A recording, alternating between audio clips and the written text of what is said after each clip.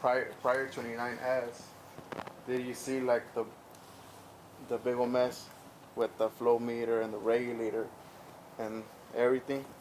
Now with this new trailer, we have everything in just a trailer. So yeah. I don't know if you see the flow meter at the bottom, the regulator at the bottom. Now it's on the trailer. So this is the flow meter, the regulator, and the data logger. So everything in just one trailer. Here's the filter, and here's the injection port for the fertilizer. So the water would come from the valve this way, go through it, and out. So this is the one up where we're saying about to adjust how much PSI you want for it to run out the field. So this is you adjust this to whatever PSI you want. We go 10 to 12 PSI at a field. And you can see the gallons per minute that is going to the field. And why don't you talk about these sensors here? With these sensors, Michael put them for this trials.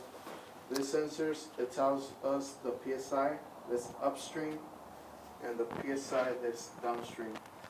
So it matches, this sensors matches where you check the pressure gauge to this one.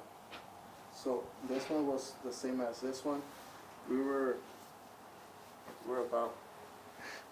Yeah, they were, so when we used it, you know, we saw the upstream pressure going, you know, from 40 all the way up to 60 PSI during an irrigation, but downstream, it just held it at 10.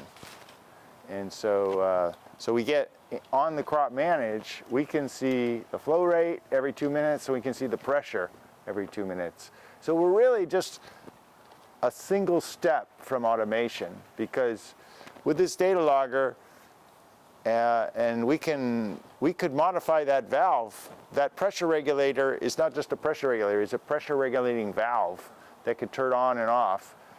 We could add on an actuator to turn it on and off if we wanted to. So it's just one step removed from automation.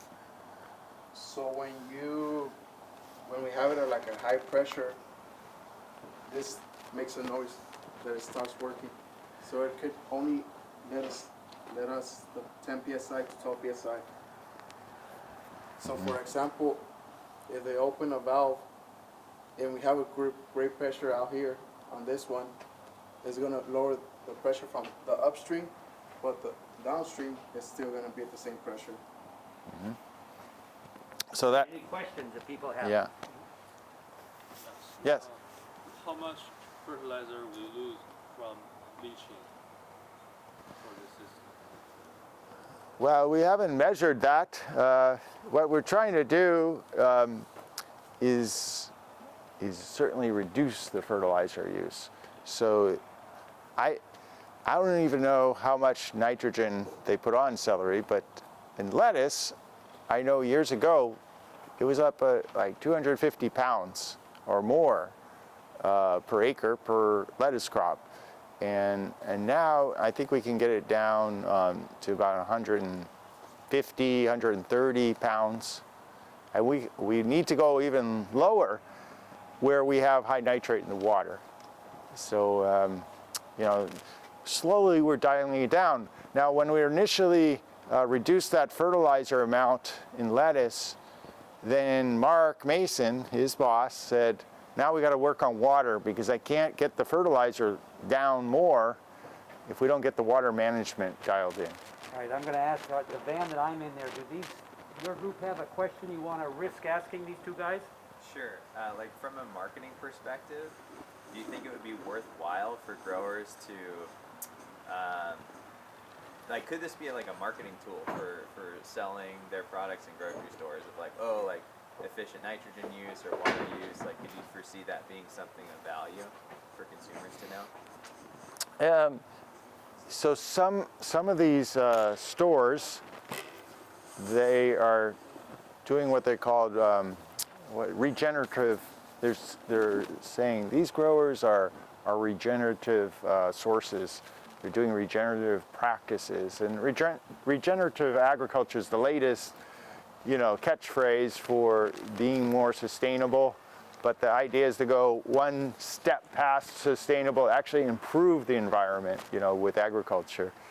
So some of these growers are starting to move in that direction because the buyers are demanding it. So something like this, of course, would be very useful because you want to show you're using water and nitrogen as efficiently as possible.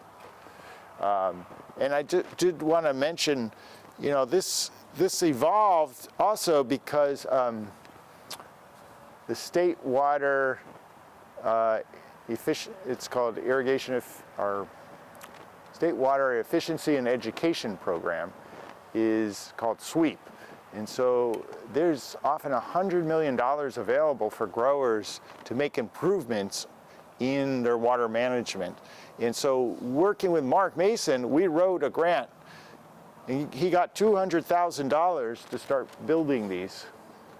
So this is our first prototype. We're going to build 10 of them. And that money comes from industry is being taxed for polluting, and for emitting carbon, and that money is going into agriculture. Unfortunately, we have to cut you short because we have other engagements today. But we really appreciate you both taking time out of your busy schedules to talk to us about this revolutionary piece of technology that I'm sure we all hope to be using at some point. So here's just a little token.